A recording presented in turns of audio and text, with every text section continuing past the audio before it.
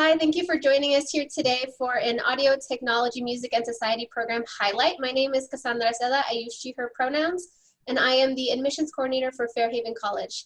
Today I have an awesome faculty joining us from Fairhaven College, and so I'm going to let them introduce themselves. Hi, my name is Miyake. I'm faculty at Fairhaven College, as Kasandra just said, and I'm primarily an ethnomusicologist and folklorist. So I study music and culture, arts and culture. I teach courses in all of those areas, as well as in culture anthropology, arts management, audio technology, and a wide range of things that really cover a whole bunch of the ways in which music and the arts connect with society more broadly. Thank you, Mark, for joining us today. I'm very excited for students to have an opportunity to hear from you how this program works. The way that this highlight is going to work is it's going to be a lot like an interview. I'm going to ask Mark questions, and then Mark is going to bring us into the world of the Audio Tech Music Society as a program at Fairhaven College.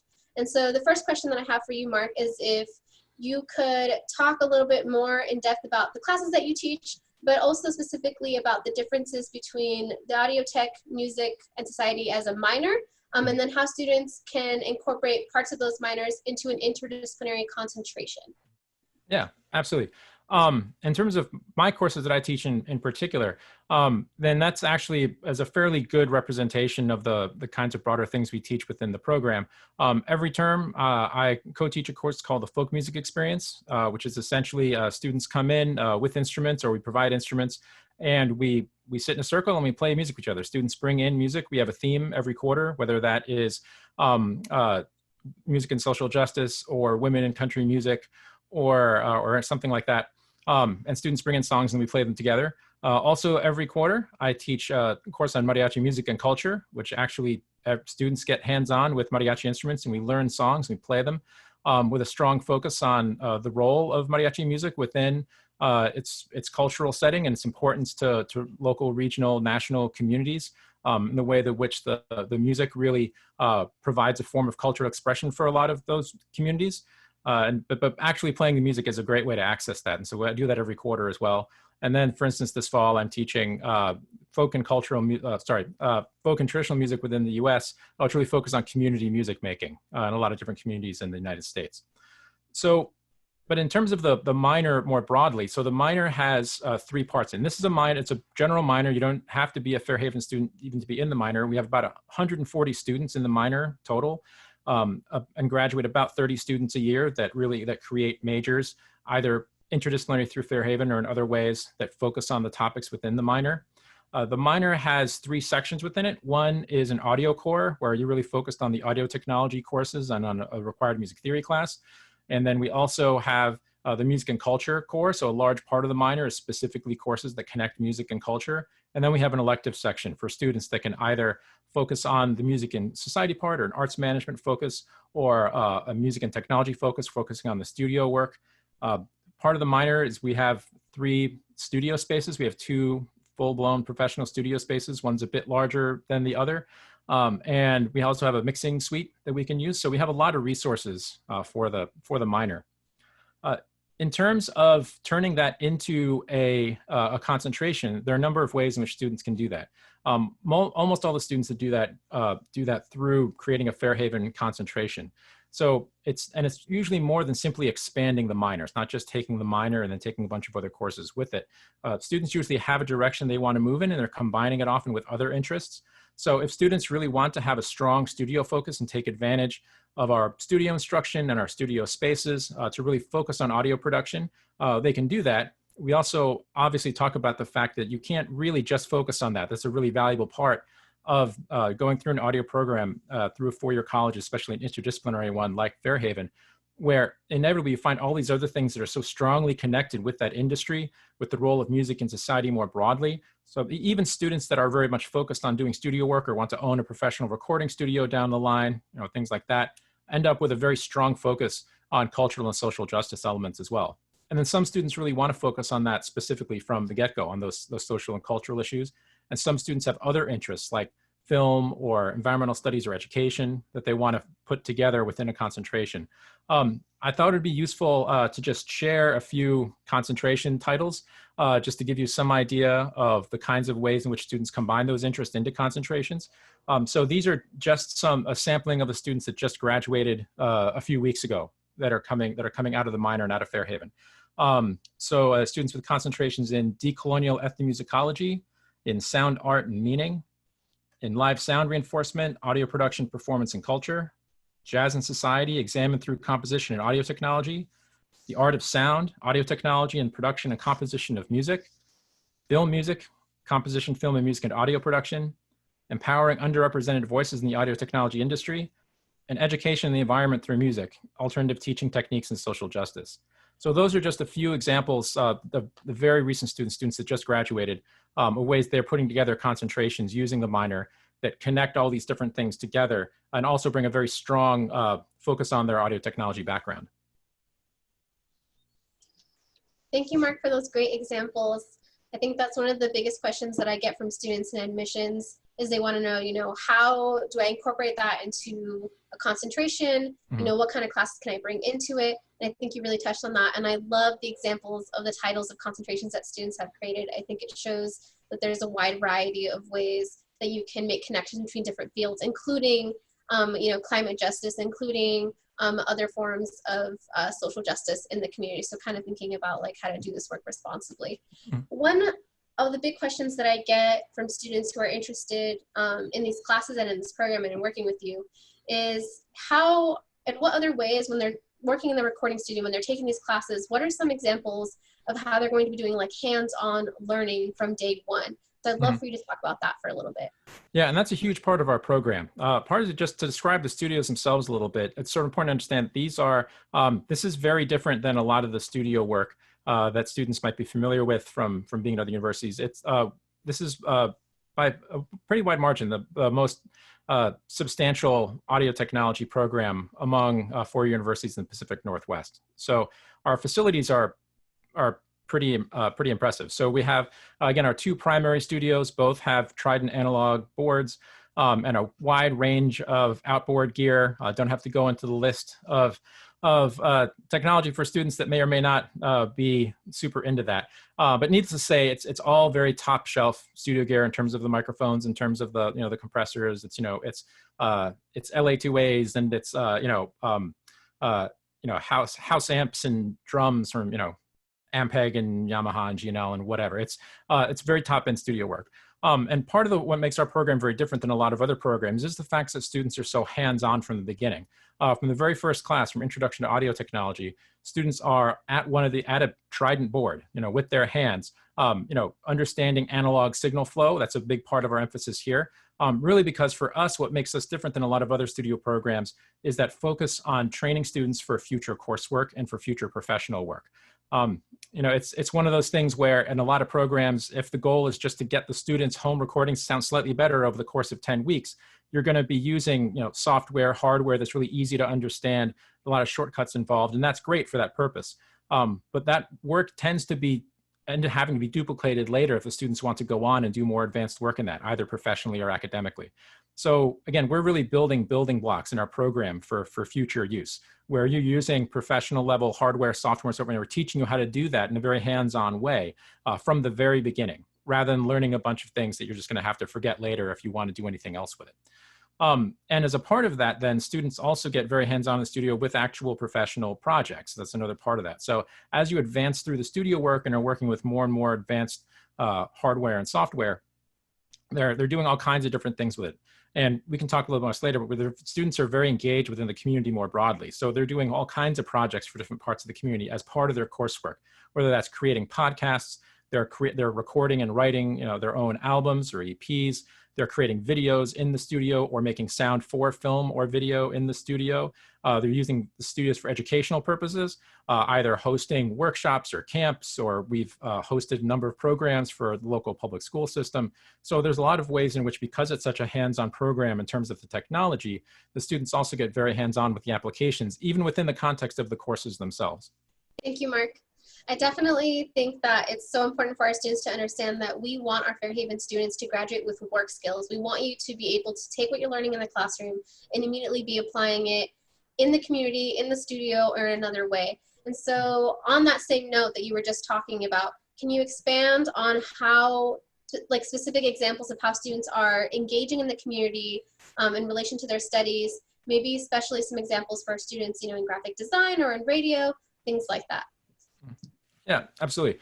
So, so again, we're very connected with a lot of those fields. So some of the things that I just mentioned. So again, when students are creating, they're creating albums and they're doing the things you would more expect within a music studio, within a community. So, many of the local musicians or venues or other places that rely on audio recordings, do work with us.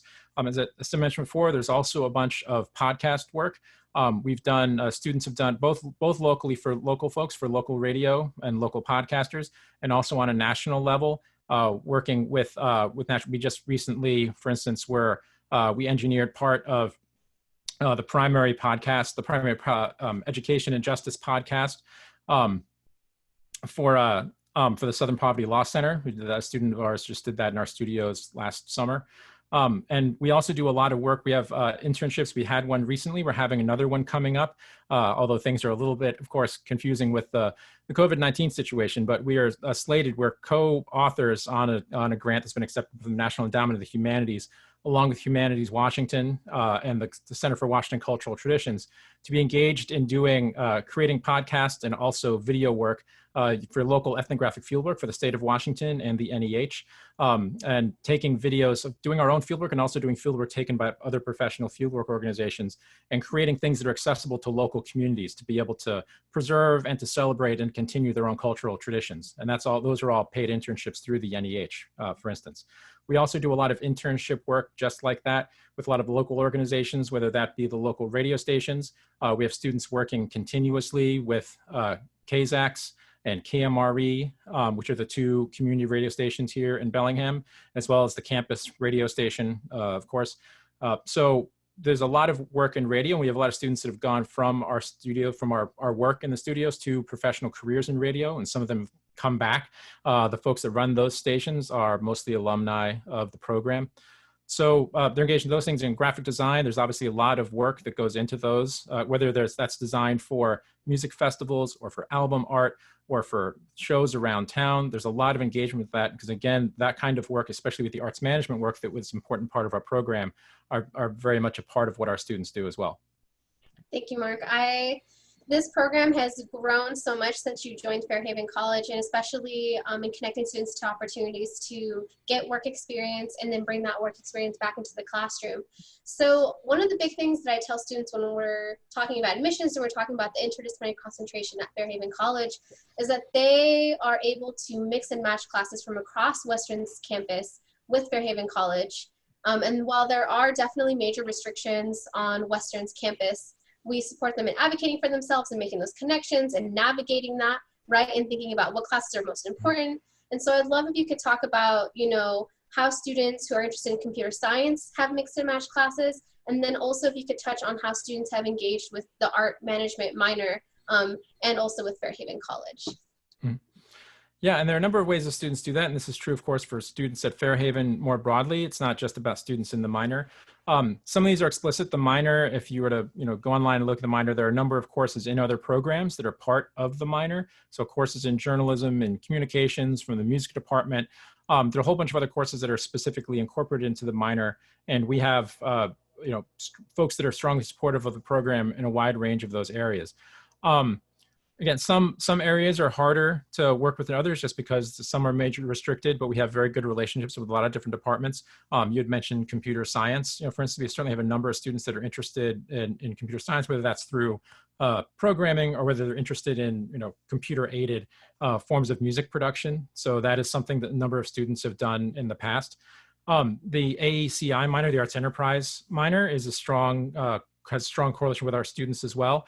That's a minor over, it's through the music department, but also mainly the business school. And that's a cohort-based program, so it's 6 quarters where you're split up in groups and you're taking on an entrepreneurial project and you're really focusing on that. Quite a few of the students in the minor who who are able to do that, go on that track and combine that then with the skills they're learning in the minor, because they're interested in entrepreneurial work afterwards.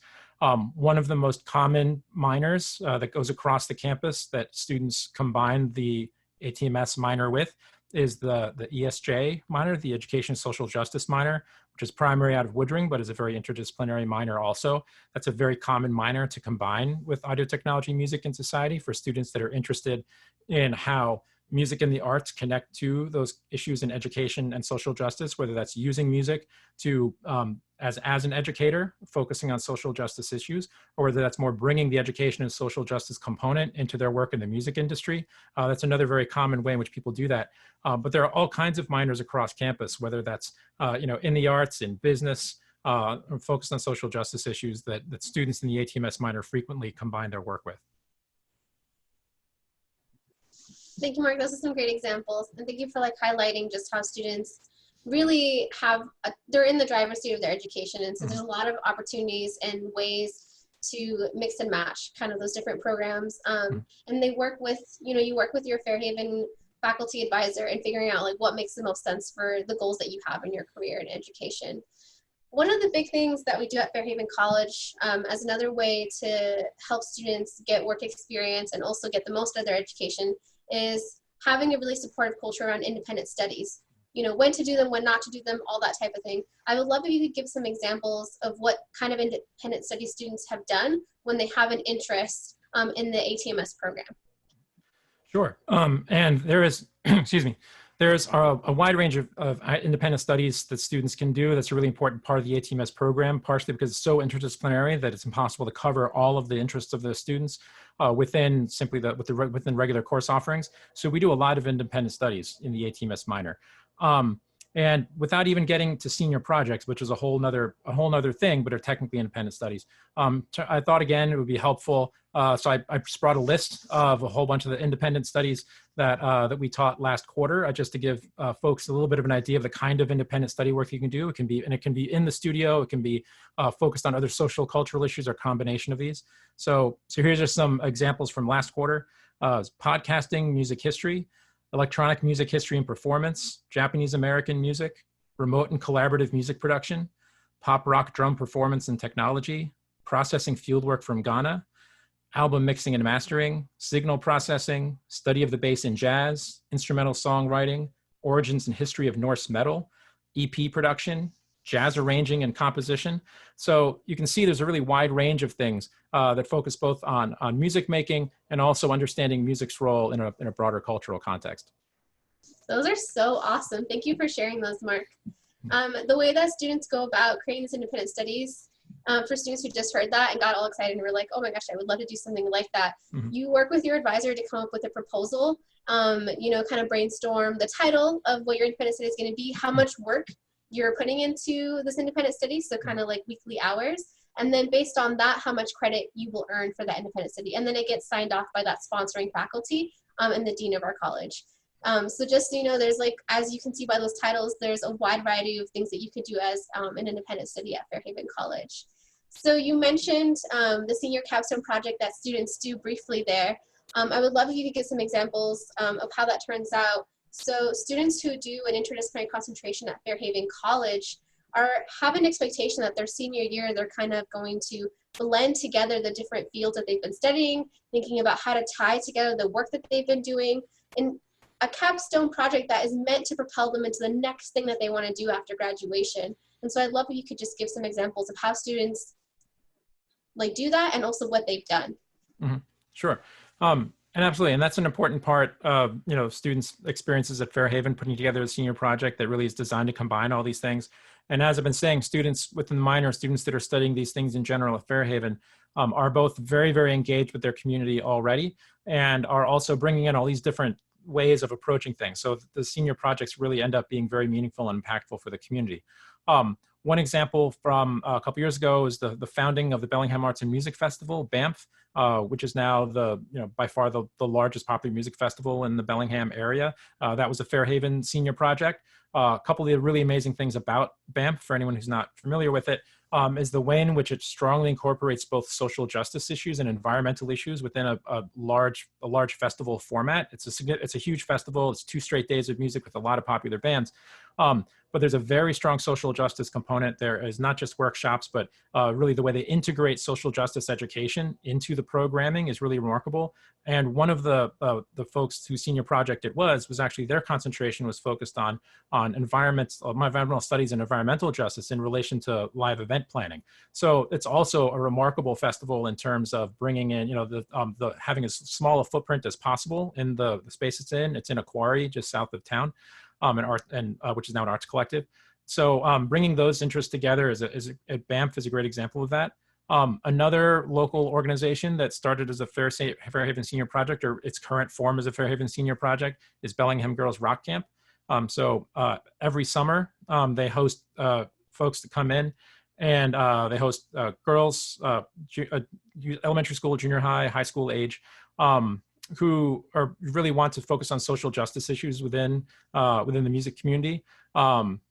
They have a slogan that's coming out on a T-shirt next month. It says, come for the music, stay for the radical social justice. And that's sort of the focus of it, is the kids get to be in a band and be in a rock band and perform as a rock band. But really it's about understanding social justice issues for these developing kids in the music industry. And there are tons of other great examples of senior projects too, of local music festivals. So students bringing together their entrepreneurial interests and their music interests, and again, their social justice interest. Gross Fest, which was a festival put on by Gross Out Records, which is the local music label, which was founded by 2 Fairhaven students, was probably the biggest independent show in Fairhaven last year, in Bellingham. And that was fantastic. 2 floors of music going all night. And they raised a huge amount of money for local charitable organizations. And students put together portfolios all the time. For instance, that's another way in which they really connect all of their different interests and their professional interests into one thing, where they can put together reels and portfolios in ways that they can really communicate the skills that they're learning in a wide variety of ways to people in the more professional world. That's amazing. I think seeing how our students are plugged into the music scene and the art scene here in Bellingham, and also we even see it as far as like Seattle, and also because we're right next to Canada, so Vancouver as well, I think is amazing. And I think those examples are really good as far as seeing that at Fairhaven College, the way that when we approach interdisciplinary learning, we approach it in a way that is very much thinking about how to do the work that we want to do in a socially responsible way. And so I think those examples are touching on how students are connecting music and art to social justice. So I think that's really great. Thank you for sharing that, Mark. As a way to wrap it up, I'd say, for our students who are interested in applying to Fairhaven College or are interested in taking this minor, and for our students who have recently applied and been accepted and are starting with us in the fall, what are some things that, maybe weren't covered in the questions that you would want those students to know or hear?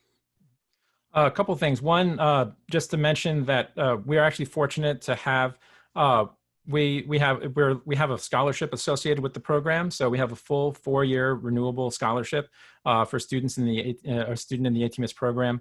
Again, it's a full 4-year ride, renewable every year. So it's the Royal Hanson Presidential Scholarship. So keep an eye out for that and definitely apply. I'd also want to point out something that we didn't cover as much as we're focused on these issues in the community as well. This is also, the academic work done by students is really very remarkable. And that we have students all the time we have students that are presenting at graduate level programs in terms of their scholarship. Right now we have several students in elite graduate programs in ethnomusicology and sound design. So we have a very, very strong record of students going on to doing strong grad work as well, which I think is important because sometimes people think about that less as an option for coming out of a college like Fairhaven and applying to graduate schools and things like that. But it's worth pointing out we have a very, very strong record of that, and a lot of students are very interested in graduate work after they're done here. And I think also a good part of, again, talking about all these professional opportunities is, and I brought this up a little bit, but just to emphasize the networking involved in that.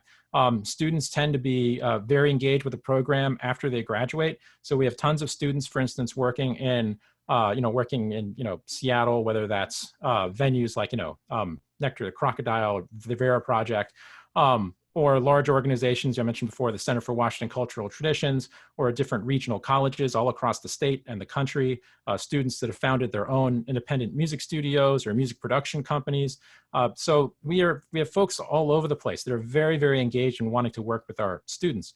And so there's a lot of those kinds of opportunities, not just because so many of our students are currently involved in those things, but because students who have graduated are also very involved in those things. So I just want to emphasize those professional opportunities, as well as the graduate school opportunities and the scholarship for incoming students as well. I think those are great things to highlight. Thank you so much, Mark, for joining me here today to do a highlight on the ATMS program. I think a lot of students, this is a program that's very, very popular at Western and at Fairhaven College, and so I think we covered all sorts of topics. But I want students to know, if you're interested in this program, if you're interested in Fairhaven College, please don't hesitate to reach out to admissions, which is me, and also to any of our Fairhaven faculty about classes that they're teaching, about questions that you have about the program, and just about ways to plug in. We are always happy to help. So thank you for joining us today. Thank you.